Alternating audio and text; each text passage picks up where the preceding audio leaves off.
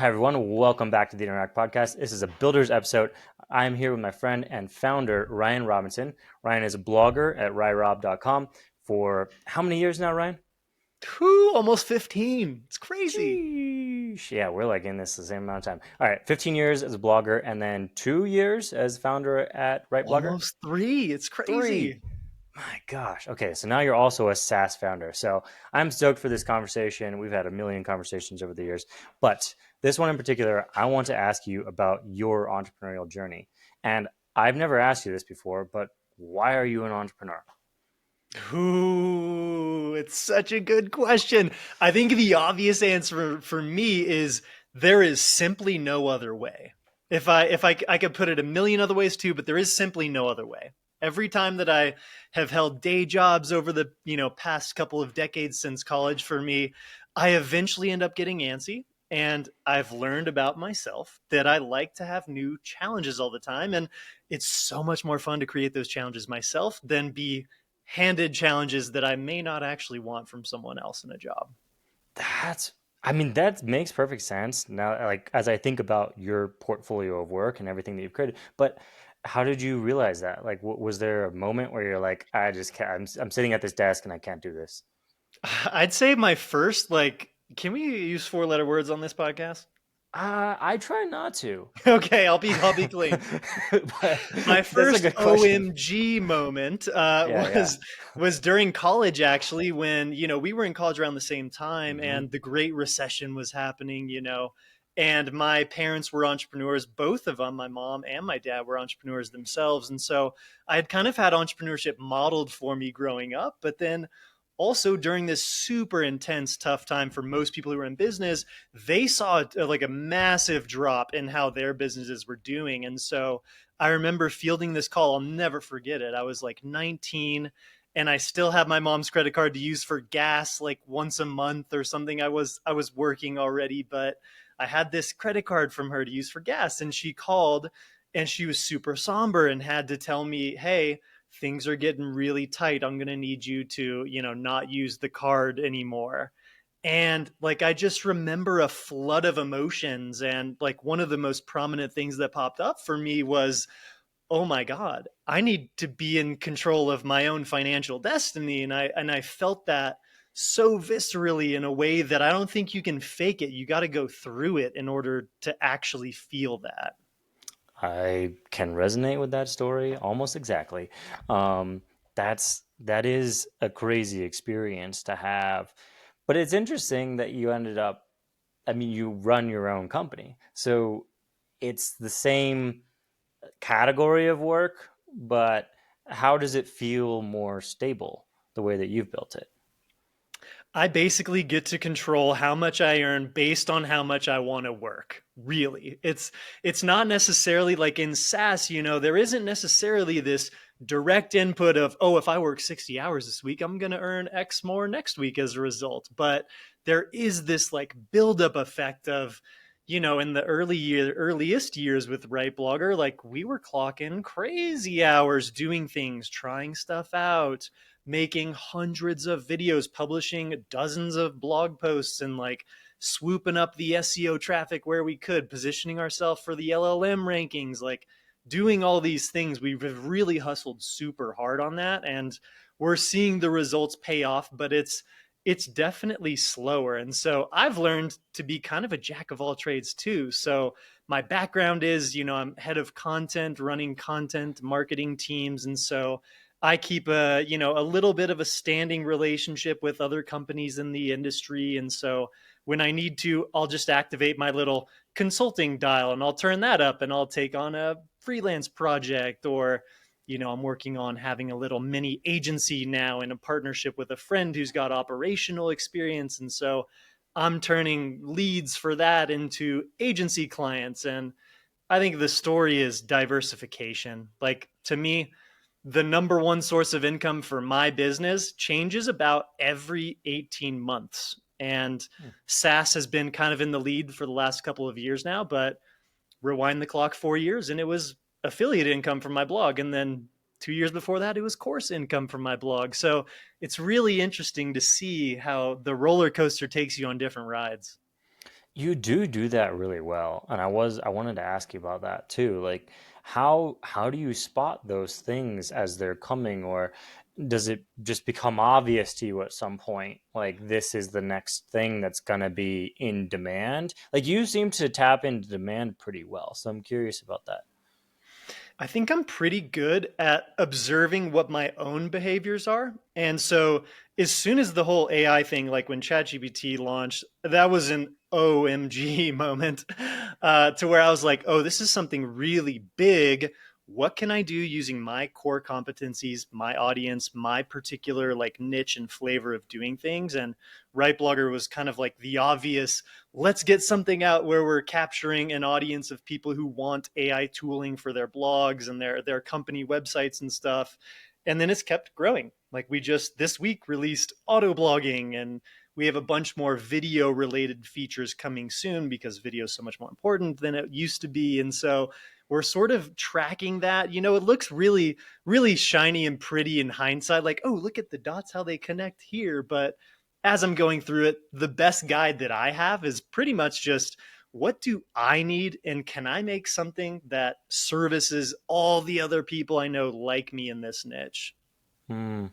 Yeah, that makes it's connecting now that you're saying it. Yeah. Well, it's always But messy when you're going through it, as you know too. Like yeah. you don't always have a hit either. I've launched plenty of things that have fallen totally flat or have just been, not as high performing as I'd wish them to be. Ooh, that's a good question because I think people look at you and they're like, ah, he's got to figure it out. What's your success to failure ratio? Oh my God. I would say I think I have a pretty high hit rate actually, which is maybe on the rare side of things, but I definitely have a lot more failures than successes. So I'd say I'm batting somewhere, if I was a baseball player, somewhere in the fours, like low fours. For every 10, maybe four are a hit if I'm lucky. But I think I'm lucky that I've been able to take a lot of swings, and I've surrounded myself too with people like Andy, my co-founder with RightBlogger, who's really got this complementary skill set to where now I can do content really well. I have great relationships in my industry, and Andy can build anything to service our industry too. So there's something about surrounding yourself with the right people for the direction you expect yourself to move in that helps you just set yourself up for more successes. 100%, 100%. That's like so important. You can't do everything. You know, just burn out. I I wanted to ask wish you I about could. do everything or burn out. Oh, I can burn out really well on my own. Do everything would be nice though. I know. I was going to ask you about the burnout because 15 years, we've been doing this similar amounts of time. I do wonder what your process is like, or how you recognize maybe when you're starting to get to a point where it's like, alarm bells going off. How do you balance that out? Especially if it's not like a super great time revenue wise, where that always feels harder. Like, how do you keep yourself on a path that's sustainable? I'm usually pretty good at seeing my early signs of burnout. And to me, that usually looks like if I wake up in the morning and I'm not excited to jump into whatever's kind of on my calendar that I've organized for myself. So I'm a nut about my calendar. Like for each week ahead of time, I'm actually scheduling physical blocks of time on my calendar to, make videos, write blog posts, customer calls get scheduled too, because that's a really big one, I think, too, for all our founders out there, is talk to your customers as often as possible. They will tell you what they want. So that's something I always prioritize. But usually I recognize the early burnout stuff when my energy just feels really low at the start of my day. If it's by the end of the day, late afternoon, and I'm tired, that's usually kind of, to be expected for someone who's going pretty hard. But ultimately, if I'm waking up and I'm not excited to dive into what I'm, got on deck, that's a sign that I need to like take a few days, slow down if I can. Again, not always easy to slow down when you're like up against the wall on something, but trying to do the best that I can with that. And it's messy when you go through it too. You can't always take a break. But I've been pretty fortunate to have had enough wins over the years too, to where I'm not worried about like what my next, 6 months of runway looks like with my projects. I'm pretty stable on that front. So I can kind of make those choices a little bit further ahead of time and say, all right, a year from now, I can't be doing whatever it is this thing is that's killing me right now today. And so I can take steps towards planning for that. Yeah, that's a nice spot to be in, and I'm thinking about your diversification as you're talking there too. It's like I'm sure that helps because it's like if one part of the market's struggling, then you have another part of the market that can come back up and keep you in a place where it's not just this binary of like, like that example you gave of the credit card where it's like I'm in one industry. If that industry is not doing well, then this is going to be a rough Yeah. go of it for me. And one pretty recent example, just a few years ago, I was coming out of, COVID where it just everything was weird for a year or two there. And I was working full time on my blog during like through COVID and into 2021. But I was, I've blogged about blogging for like 7 years now. And I got to this point where I was like, man, I think I've said everything that I have to say about blogging. I'm getting kind of over this. And so I took a little pit stop and I joined Close, this CRM startup where I worked for them previously. I'm friends with the founders and I have great relationships. And so I took a 2 year pit stop to lead up the content over there. And it was really nice to just kind of shift what my focus was on. And there was less pressure with RightBlogger, this brand new startup I had, and less pressure to do stuff on my blog to monetize because I had this really nice day job that was covering all my expenses. I This is a totally different question, but how many people do you know that have like a portfolio like you? It seems very rare. I would say not many, actually. Like, I'd say now that I'm getting deeper into the startup land, I'm meeting more people who have a collection of like micro SaaS companies, people who have Hmm. got, 3 to 5 different companies that are all earning, 5K, 10K here and there. And that's a little more common in SaaS, people that just like building tools and shipping simple things and finding like a really good market need and satisfying it. But I don't know too many people that are as diversified as me. And so I would highly recommend, even if it's as simple as like take whatever skill you have and offer that on the side as a consultant where people can hire you. You can pop in, drive some results for them, and maybe there's even crossover with what your SaaS is. And so they can become a customer of your SaaS product eventually. That's kind of what I try and find, like really directly aligned stuff. No, I think it's super smart because it does give you that peace of mind of like, we go through a slow period with the SaaS product or whatever product, got this other thing that's going on. There's another random question, but what are your principles that you operate by? Because you've done a bunch of things over the years, but you've stayed overall consistent. So, what are the things that you don't change as these like pieces move in and out? I like to think of this as activity goals. So I figure out for myself what my activity goals are that are going to lead to the success that I desire for my projects. And oftentimes, what that means for me, as someone who's kind of like, I'm a marketing founder, let's say, I'm not actually coding stuff with any of my businesses.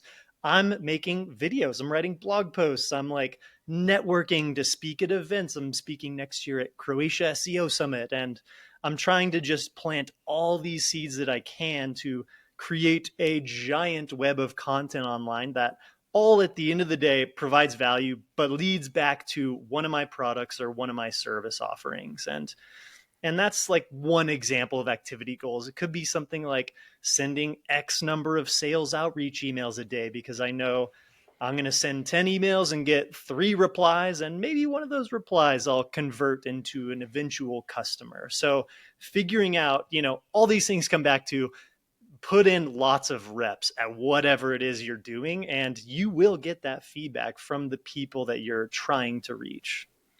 And within certain areas, that's something that I've noticed in your work. It's like it is all within a certain realm, like whether it's content, blogging, marketing, you're always talking about roughly the same category of topics for a really long time. You're not ping ponging around like, oh, this month I'm gonna be a, a fitness guru, and this month I'm gonna be a, whatever, right? Like you don't switch around. I think that's something that I think gets conflated with this, where it's like, because the way I look at your work, it's like you have a multitude of things going on, but they're all within the same realm.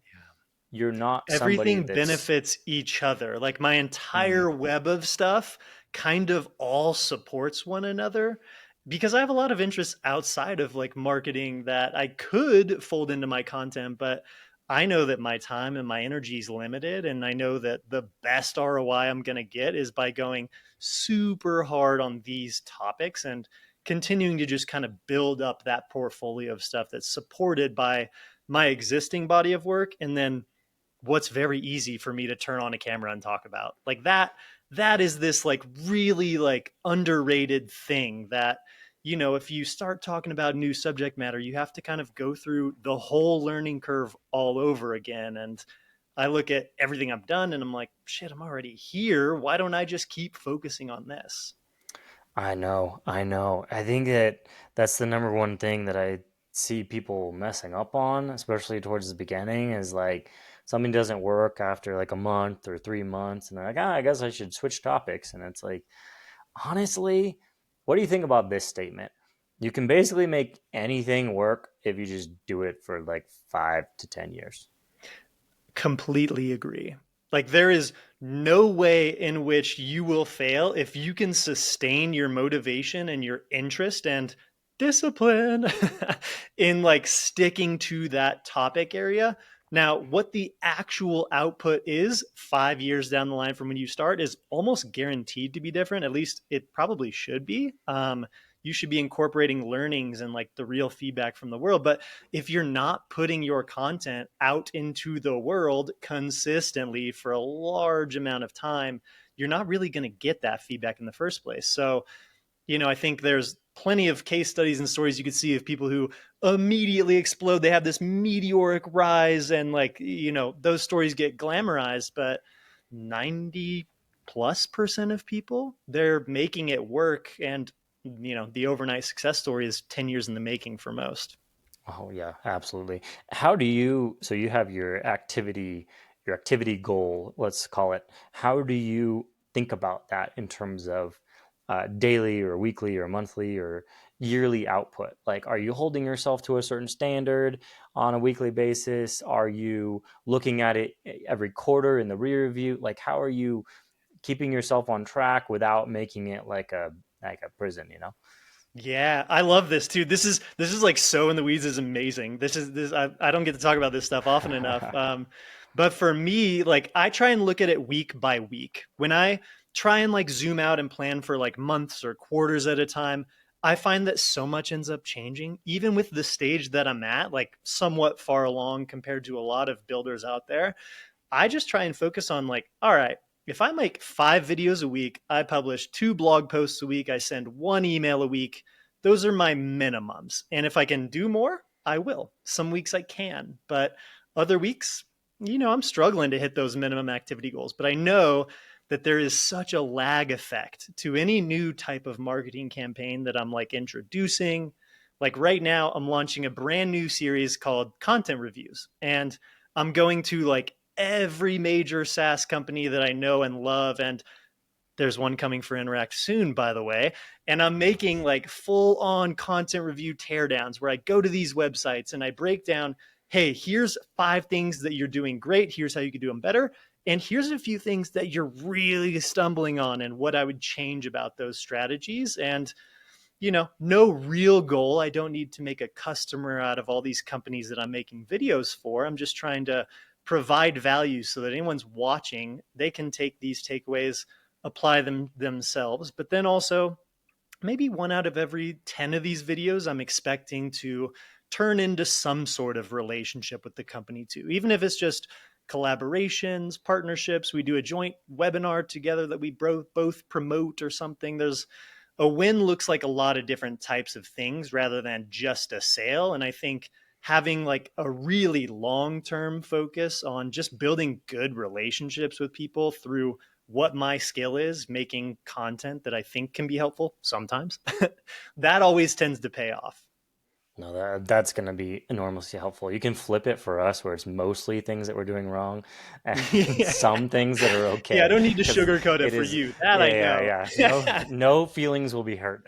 Uh, I try what's and weave your in some good stuff too. I like to call out the cool things companies are doing, and you guys are doing some really cool stuff. Like your video series that you're doing on LinkedIn, very consistently. Like those are good videos where you actually provide something interesting for everyone watching, and then on the back end, it's really useful for your customers you're talking to too. So it like deepens relationships with the people you want to go further with. Yeah, I mean it's self-deprecating humor. We do some good stuff, but we do make a lot of mistakes. So I'm very interested to see what what you have to say because you are an expert at that, which is what we're talking about here. It's like you've established that brand around yourself. What style of making content energizes you?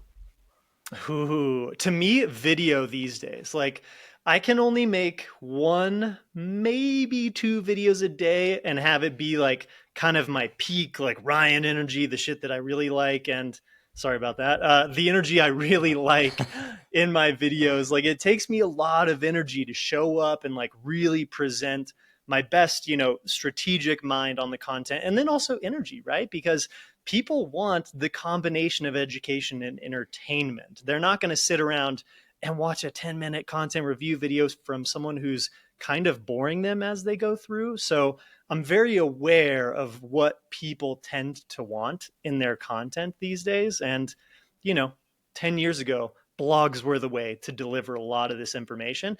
Now it's video. And I think, especially in a world where AI is getting better at the text based stuff primarily, AI video, it'll continue to improve. But I don't think the AI talking head that's spoofing a version of Ryan giving content advice is ever going to be as, good or as unique or as insightful as what I can do. So I'm leaning further into these things like that make me particularly good at what I'm doing. How do you get into your energy? Because it is almost like an actor at this point. And this is a question that actors get asked all the time. What's your method? And now I'm like, every marketer has to be an actor. So what's your method? How do you get into your content production mode? I've got macro stuff and then I've got micro stuff. So macro stuff would be something like making sure that every week I'm physically active. So I'm going to the gym, I'm lifting weights, like getting that feeling of like how good strength training feels. I like running and I'm out in Colorado right now where I'll do a lot of trail running and nature and stuff. So I kind of recharge my batteries by a lot of these like physical activity things. And then cold plunging is also in the mix. I really love that for how it makes me feel. Breath work I do weekly too. That's a good like just kind of mental reset recharge for me. But on the daily side of things, the micro version, meditation every morning. I have to, even on the days when I wake up and I'm like, oh my gosh, I have so much on my calendar that I need to do. The temptation to pop the computer open, dive straight into work in the first half hour of the day. That's always gonna be there. And I think now with some more age, when I was 25, let's say, I would fall into that temptation a lot more easily of like, oh, let me just hop in and do this thing. But I know now at 36, I benefit so much more by doing the little things that help me present myself as best as possible. And so, daily meditation, getting out, feeling the sunshine on my skin. I'm fortunate to live in places where I get a lot of sunshine. And so, I make sure that I take a walk every day before I'm looking at screens. Some of these things, they sound so like small and insignificant, but they really do, at least for me, ladder up to like enabling me to show up the way I want when I do flip the camera on. Because I look at videos I record on days where, I wake up and the camera's on in the first hour of my day and I'm a little, a little more tired, a little lower energy. And I think that those videos don't really reflect the energy that I want to bring across. And some other little thing that I like is Somewhere in my mornings, I'm usually going out where I can be social with people, even if it's just kind of surface level interactions, a coffee shop or a restaurant or something, going for a walk with a friend, like walking down to the beach in LA, like having good, positive interactions with people where I like go out of my way to compliment someone or strike up a conversation and like, sounds cheesy, but like give some love, give some positive energy to other people. And that always makes me feel really good about myself, regardless of how someone else responds. And when I'm feeling good about myself, it turns out I make way better content too.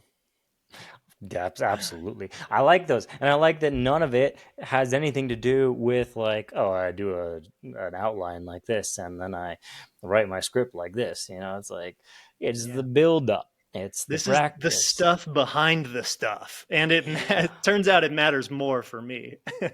I think it does for everybody. Well, honestly, everybody that I've interviewed for this series, and honestly, everybody that I've ever talked to who is an entrepreneur, it's the same way. Like you build like a framework, and then if you can keep the framework going, then the rest of it just kind of does its thing, Yeah. and I just think it like I think works. of this too as like if I'm living a happy life where I'm showing up more often than not, pretty happy with what's going on in my world, then everything I do ends up reflecting that belief I hold about myself. And it turns out that I think, you can watch creators out there all day and the people who are pretty positive and like seem happy, like it's this intangible thing that you can usually just feel from how they're doing and presenting and speaking, and the work product reflects it too.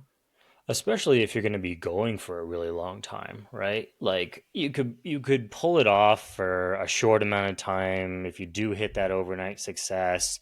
You could play a role, a character that's not really reflective of your existence, but over 10, 15 years, nobody has that kind of energy. You can't fake it, not for that long. You got to like figure out a way to be happy as you're going through the process. And that's not to say I don't bang my head against the wall plenty with what I'm doing, because I think as as builders, we always want to be doing more or seeing more results faster, right? That's kind of in the entrepreneurial DNA, and I think that's a good thing. But also finding ways to make yourself happy, to enjoy the process. Like that's always been something I try and embed in what I'm doing. And so, for every professional, more businessy type of video I'm making, whether I publish these videos or not, I'm making silly ones too. Even if it's just to like text to some friends, like some silly idea I had, and I'm like, oh, I can make that video in the next like 10 minutes. That'd be kind of funny. And brings me joy, even if I don't publish it anywhere. So important. I watched an interview with the guy that did the free solo climb, and in the interview, he was like, or maybe the interviewer already knew this somehow. The next day, he was out climbing again. Like no kind of Loves it. no interruption. It was just like, yeah, I'm just gonna get straight back into it because that was the process and he enjoyed the process. And even reaching that peak moment, it wasn't like, oh, now I'm going to go chill for 3 months.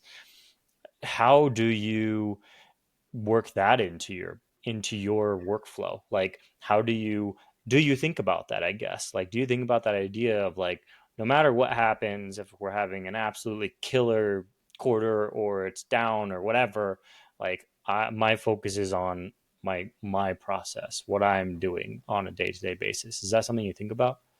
Yes, it's challenging, I will say. Like, this is Yeah. kind of the resilience piece here, to where not every day, week, or month is an up month. Like, I can look at RightBlogger's growth even, and I can see the chart. It's not all straight up and to the right. Like, there's times where we flatline, there's times where we've gone down for a month, and it can feel discouraging at first. But I think, like, especially if you're building with other people, like lean on your partnerships. It really does help to not be in it alone. And I think that's a lesson I learned with my blog when I was in it pretty much alone for several years working on it full time.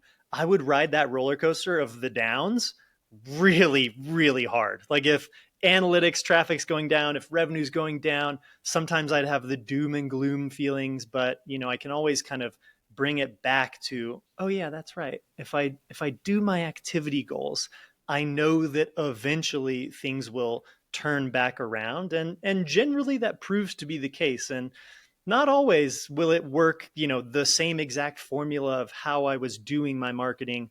Will that continue to work forever? I know you guys have seen phases too of certain channels or certain strategies sort of playing itself out. And so constant reinvention while maintaining the energy for some sort of, activity goal that is eventually probably going to work if you just keep working it and keep making tweaks and stuff. So I look at the videos I'm making today, and they're pretty different than the videos I was making a year ago, even though they're both designed to support a similar goal of growing my businesses.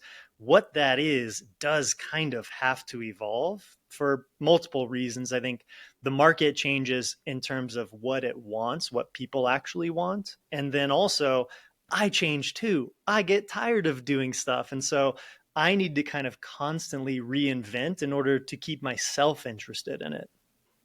I mean, that's exactly it. Like you keep going and then you iterate on the the last mile of it or whatever you want to call it. It's like the delivery could be different, but it's all about putting in the activities. I wanted to ask you, you've mentioned a couple of times the importance of uh, relationships, connection, having people that you're in it with.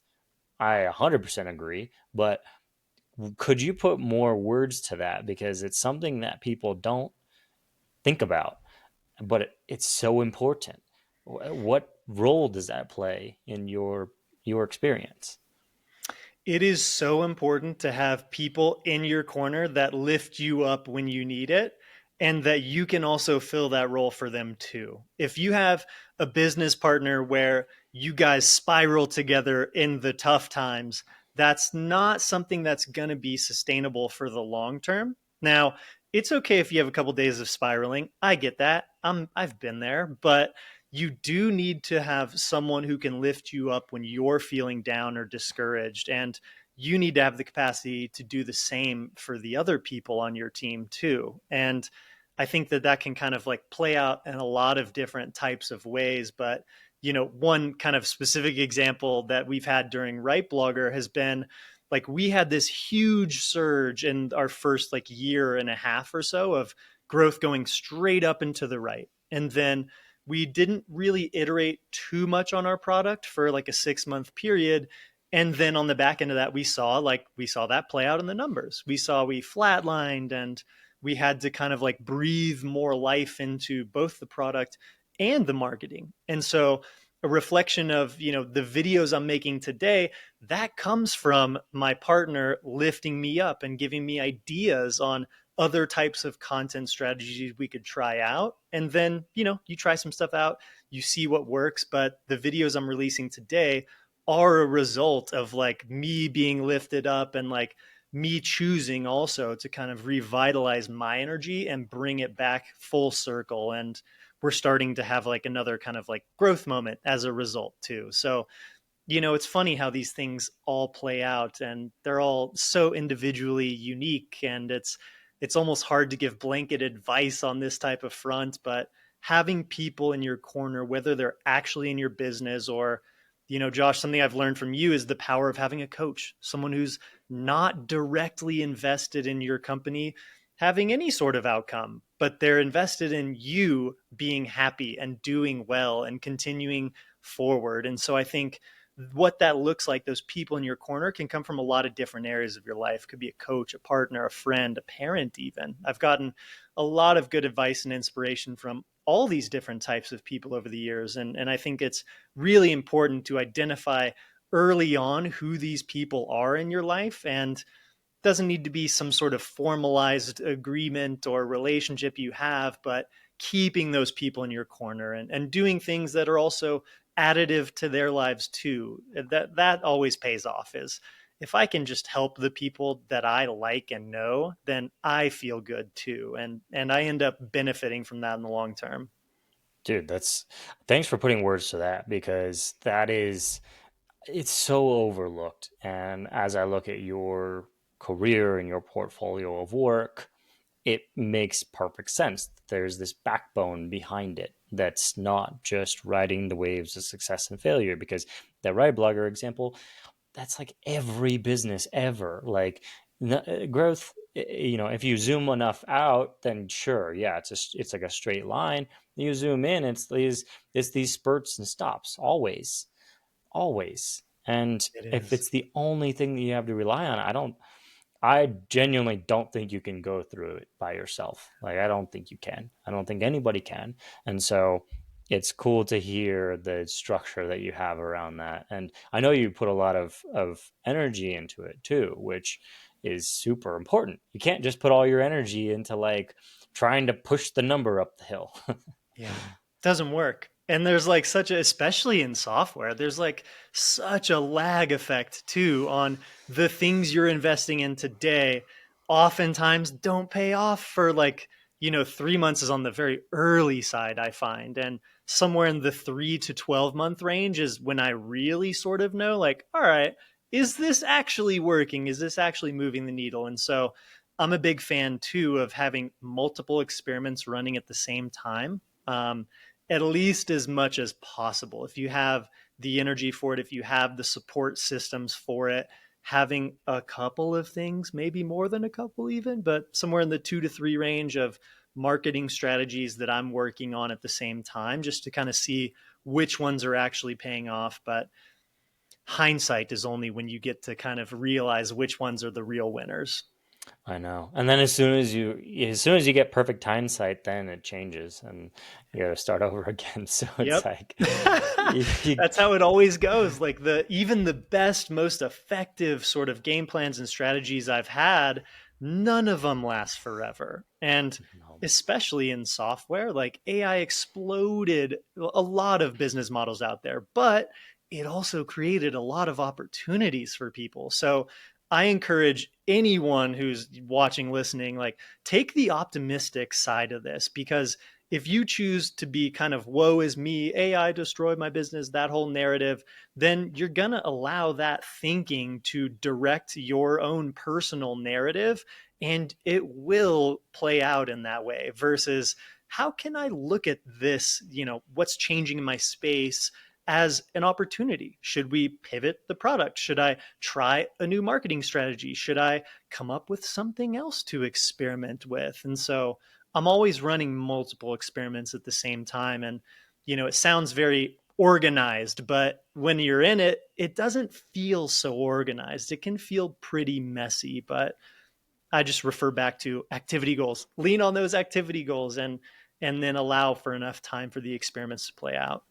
no, that activity goals thing is huge. I mean, it's I hadn't thought about it exactly in those words, but I do exactly the same thing. It's like if I just do this amount over an amount of time and I pay attention to whether it's working or not, because then I might need to change out what the activities are, then it's fine. And some months are better than others, some quarters are better than others, but it's about the building up of it over time. And so you put that into very clear words, which I really like. Yeah. And I think you can examine this like this in effect at companies that are at crazy growth scales too. Like at Close, where I was the head of content, we were generating, I'm sure they wouldn't mind if I share this, but we were generating somewhere around like 20 to 25 mil a year in revenue at that company a few years ago. And it felt like this really messy period where we weren't breaking through to the next, growth milestone, let's say.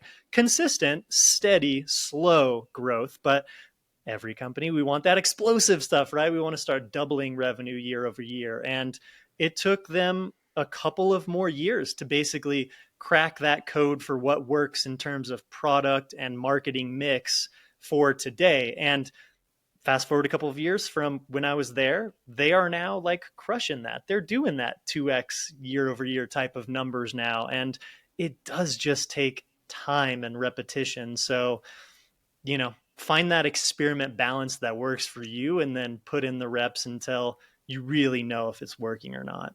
Yeah, that's honestly, I think if you can do that long enough, then it all just kind of works out. Just kind of works out.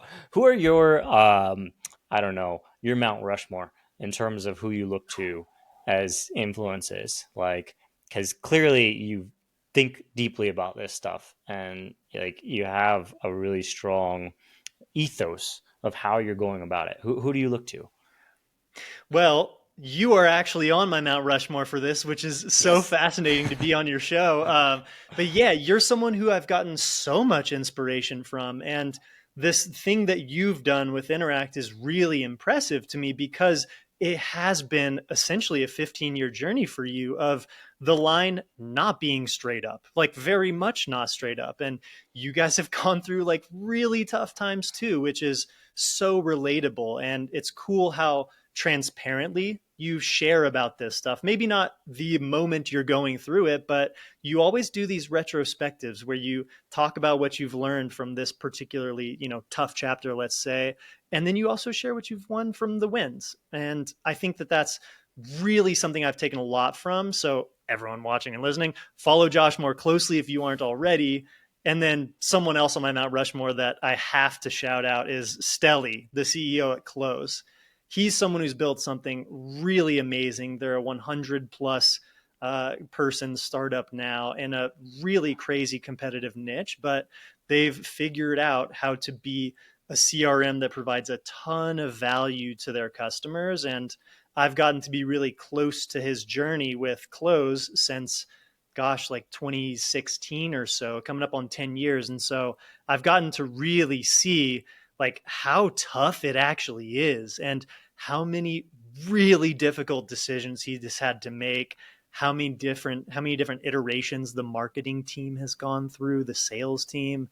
Like everything is always changing in these companies. And so the people that I look to, like you and like Stelly, for inspiration are the people who've ridden this roller coaster and continue to ride it, mind you, like despite the challenges. And I think there's something in there about this like not giving up spirit that I admire so much, and I try and embody that as much as I can too. Well, I appreciate that, and that was not a planned question. So that was not a planted thing. Okay, instead of just asking you where people can go to check out your stuff, I want to zoom it out and ask you all the projects. Start with the failures, and then end with the current ones that you have for anybody that's listening. Because I think actually a good part of our audience would benefit, especially from the RightBlogger stuff. Also, your blog stuff. I think there's a lot of stuff there that people don't see these days for whatever reason. Maybe it's the not reading, but I don't know what it is.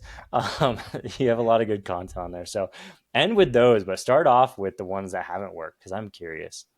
My most fun one, I love this story so much, was when I was 19. I started what I would consider to be my first real business, at least. And it was this product, which I actually have on the shelf behind me. So I'm going to grab this visual. Here is the iStash. This is the very first product that I ever made. And it is an iPhone lookalike stash device where you can put items in it that may be cigarette shaped, let's call it. And the Huh. time that this came about was, let's say, 2008 or 2009, when marijuana was being legalized for the very first time in California. And I came up with this idea for a product that you could just, put some joints, let's say, in it and Yeah. go to music festivals, concerts, things like that. And you'd walk right through security holding your phone and your iStash. And so this was this genius idea for a 19-year-old, and I I really like worked my connections, and I figured out a way to manufacture a product in China, and I found through friends of friends how to, do CAD designs for a physical product. I knew nothing about how to bring a physical product to market, and I think it's much easier today, but close to 15 years ago, it was actually really such a black box. And so I was really proud of the hard work I did. And I invested, this was at a time in my life where I did not have money. And I invested all of my money and resources into bringing this product to market because I believed in it so much, my 19-year-old naive brain. And I brought it to market. I ended up selling like 6,000 of them or so online. I sent them out to like editors of gadget magazines and kind of the, heady stoner culture magazines and publications online.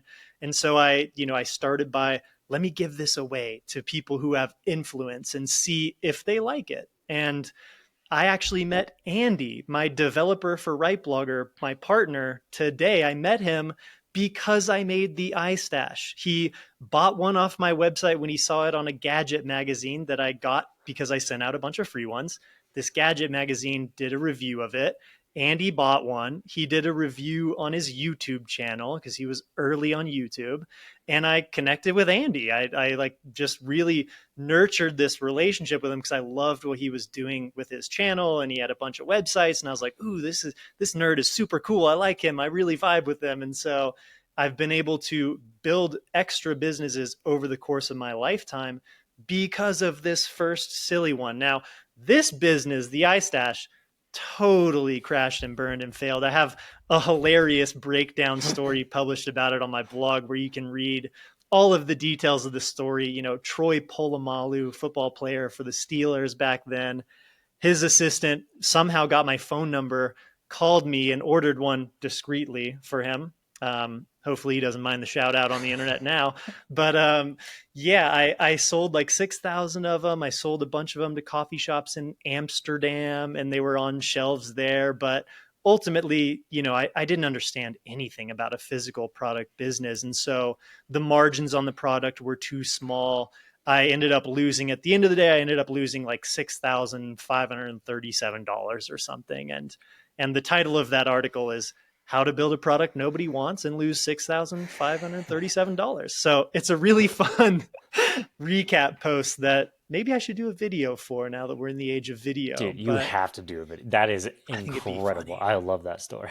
I'll pull some archival footage, but I got to go to trade shows with friends and like set up booths at some of these kind of, stoner industry trade shows. And I had a lot of fun for it. I learned like a lot of my first marketing sort of steps and strategies and lessons that I'd still use today from that business. But it was, it was a failure in a financial sense, but it was the smartest thing I ever did looking back in hindsight.